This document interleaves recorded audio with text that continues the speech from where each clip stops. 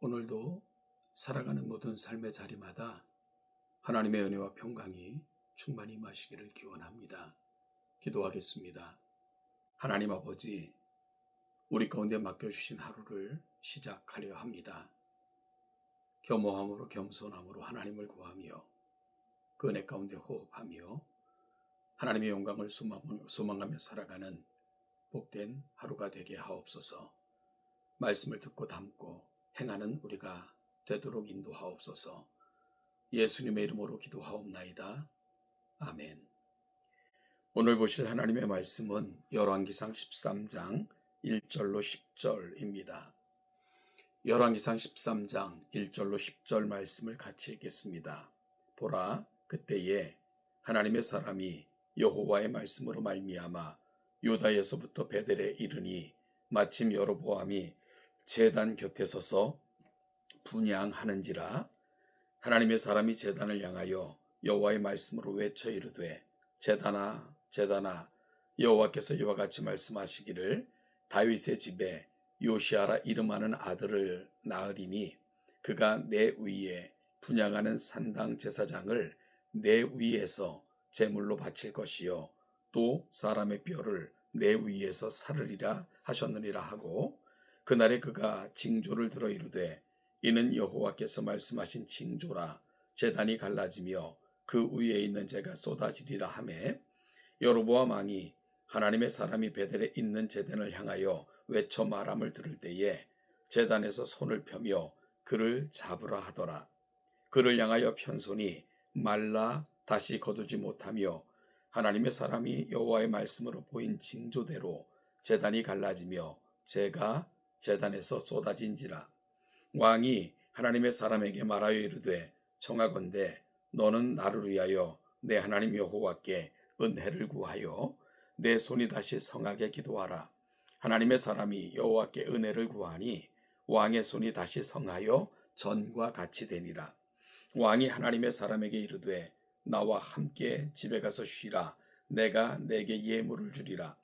하나님의 사람이 왕께 대답하되, 왕께서 왕의 집 절반을 내게 준다 할지라도 나는 왕과 함께 들어가지도 아니하고 이곳에서는 떡도 먹지 아니하고 물도 마시지 아니하리니, 이는 곧 여호와의 말씀이 내게 명령하여 이르시기를, 떡도 먹지 말며 물도 마시지 말고 왔던 길로 되돌아가라, 되돌아가지 말라 하셨음이니라 하고, 이에 다른 길로 가고 자기가 베델에 올라오던 길로 되돌아가지도 아니하니라.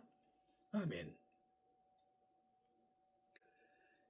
하나님께서 아히야 선지자를 통해 여로보암에게 하신 말씀대로 솔로몬의 사후 이스라엘은 남과 북, 즉 유다와 북이스라엘로 갈라지게 됩니다. 그때 북이스라엘의 10지파를 맡아 북이스라엘의 초대왕으로 세워진 이가 여로보암이라는 인물입니다. 여로보암은 왕이 되자마자 다음과 같은 3가지 정책을 시행하게 되는데요.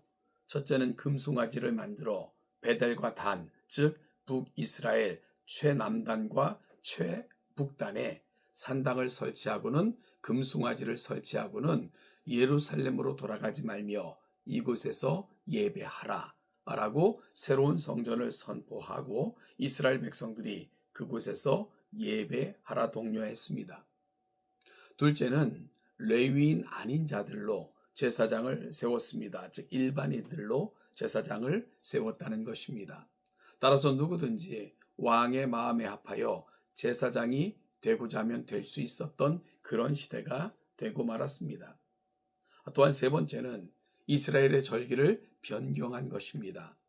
유대의 절기와 비슷하게 날짜를 정하고는요, 그리고 달의 시작을 새롭게 선포하면서 이 날을 지킬 것을 명령합니다. 이것이 여로보암이 북이스라엘의 왕이 된 후 취했던 그런 정책들이었습니다. 여러분, 이런 정책들은 하나님의 말씀을 정면으로 위배하는 매우 위험한 정책들이었습니다. 하나님의 계명을 위반했을 뿐만 아니라 하나님의 법도와 규례를 무너뜨린, 아주 하나님께서 행하셨던 모든 일들을 또한 부정하는 그런 일들이 여로보암의 치세하에 북이스라엘에게 시작되어졌던 것입니다. 우리는 일찍이 하나님께서 여로보암에게 행하실 일들을 말씀하시면서 아이야를 통해서 이렇게 말씀하셨습니다. 내가 너를 취하리니 너는 내 마음에 원하는 대로 다스려 이스라엘 위에 왕이 되되, 네가 만일 내가 명령한 모든 일에 순종하고 내 길로 행하며 내 눈에 합당한 일을 하며 내 종 다윗이 행함같이 내 율례와 명령을 지키면 내가 너와 함께 있어 내가 다윗을 위하여 세운 것 같이 너를 위하여 견고한 집을 세우고 이스라엘을 내게 주리라. 여러분, 그럼에도 불구하고 오늘 여로보암은 정말로 얼마 되지 않아 이 하나님께서 그를 왕으로 세우면서 주셨던 모든 말씀을 저버렸고, 하나님을 배도함과 하나님으로부터 백성들을 멀어지게 함과, 그러므로 말미암아 하나님의 진노를 가져오는 그런 결과를 만들어내고 말았던 것입니다. 오늘 본문은 그런 여로보암을 향한 하나님의 경고의 메시지가 담겨져 있는 본문입니다. 1절은 이렇게 시작이 됩니다. 보라, 그때에 하나님의 사람이 여호와의 말씀으로 말미암아 유다에서부터 베델에 이르니 마침 여로보암이 제단 곁에 서서 분향하는지라. 여로보암도 열심히 제사를 드렸지요. 그러나 중요한 것은 하나님 앞에 드려지는 예배는 하나님의 방법대로, 하나님의 뜻대로 이루어져야 됩니다. 마치 사마리아 여인에게 예수님께서 말씀하신 것처럼 예배는 영과 진리 안에서 드려져야 된다 하는 것과 같은 이치입니다. 여러분, 그렇게 분향하는 여로보암에게 하나님께서는 유대로부터 한 선지자를 보내셔서 엄중히 경고합니다. 그 엄중히 경고하는 말씀이 2절에 기록되어져 있는데요. 하나님의 사람이 제단을 향하여 이렇게 외쳤습니다. 제단아, 제단아, 여호와께서 이와 같이 말씀하시기를 다윗의 집에 요시아라 이름하는 아들을 낳으리니 그가 내 위에 분향하는 산당 제사장을 내 위에서 제물로 바칠 것이요 또 사람의 뼈를 내 위에서 사르리라 하셨느니라. 여러분, 이 본문을 우리가 볼 것 같으면 후에 열왕기하 23장 15절 16절은 이렇게 기록되어 있습니다. 또한 이스라엘에게 범죄하게 한 느바세 아들 여로보암이 베델에 세운 제단과 산당을 왕이 헐고 또 그 산당을 불사르고 빻아서 가루를 만들며 또 아세라 목상을 불살랐더라.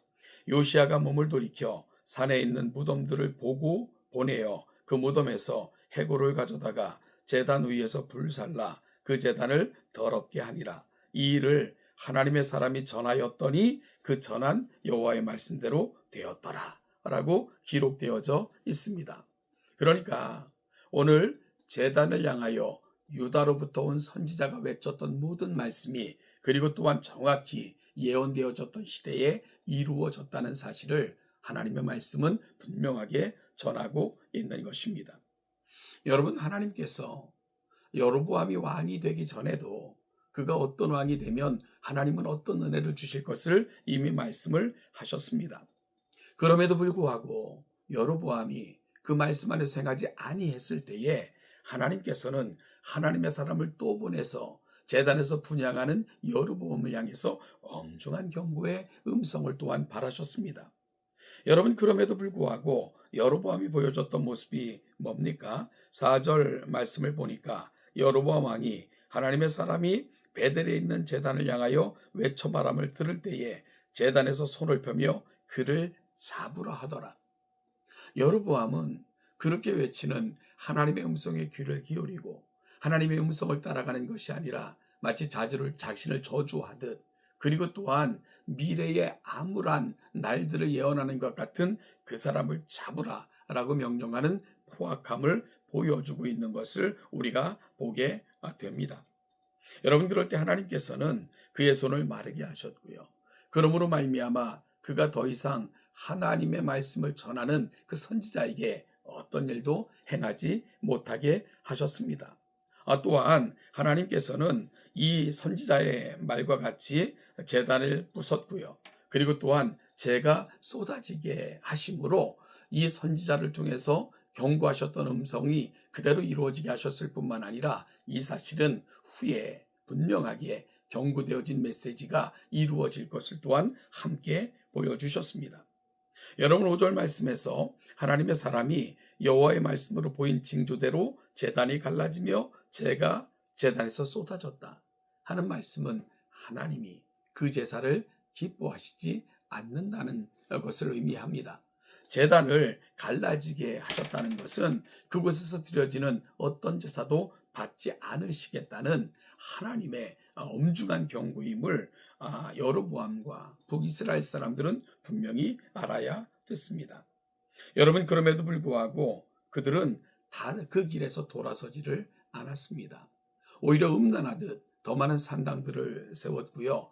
백성들은 심지어 단에까지 가서 만들어진 금송아지 앞에서 정말 음란하듯 이방신들을 섬겼던 모습, 북이스라엘이 가고만 그들의 자리였습니다. 결국 이 유다에서 온 선지자의 말대로 북쪽 이스라엘은 점점 더 깊은 하나님으로부터 배도의 길로 들어서서 하나님의 말씀이 임하기까지, 멸망에 이르기까지 하나님의 마음을 아프게 했던 그런 민족으로 그렇게 자라갈 수밖에 없었습니다. 사랑하는 동천교회 성도 여러분, 하나님께서는 인생들에게 은혜를 주십니다. 그리고 어찌 보면 그것이 바로 하나님의 인생들을 향한 거룩한 계획이고 뜻이기도 합니다. 하나님은 하나님의 형상대로 지으신 인간들에게 복의 복을 더하시기를 원하십니다. 그리고 또한 지금은 하나님의 말씀을 주셔서 그 말씀으로 순종하는 자들에게 하나님의 위대한 일을 이루시겠다고 거듭거듭 말씀을 하십니다. 그럼에도 불구하고 오늘 여로보암과 같은 길에 늘 서 있는 저와 여러분들의 모습은 아닌가를 오늘 본문을 통해서 다시 한번 확인받고 점검하고 돌이키는 복된 아침 될 수 있기를 간절히 소망합니다. 사랑하는 동천교회 성도 여러분, 하나님의 사람들은 무엇보다도 하나님 앞에 있음을 놓치지 말고 살아야 됩니다. 하나님의 사람들은 그분의 입으로부터 나온 말씀을 중히 여겨 순종하고자 하는 거룩한 마음을 담고 살아야 됩니다. 그럴 때 하나님께서는 그 말씀에 약속하신 대로 그 말씀을 조차 우리 가운데 행하심으로 우리를 통해 하나님의 약속이 얼마나 분명하고 신실한지, 하나님께서 그분을 경외하는 백성들에게 어떤 은혜를 베푸시는가를 분명히 세상이 알도록 보여주실 것입니다. 오늘 사랑하는 동천교회는 이 하나님의 말씀의 전통, 하나님께서 사용하시는 다윗과 같은 길에서, 그리고 세상에 하나님을 보여주는 자로 오늘도 다시 살아내시는 복된 날 되시기를 주님의 이름으로 축복합니다. 하나님의 은혜가 오늘도 여러분의 삶의 자리마다 충만히 임하시기를 기원합니다.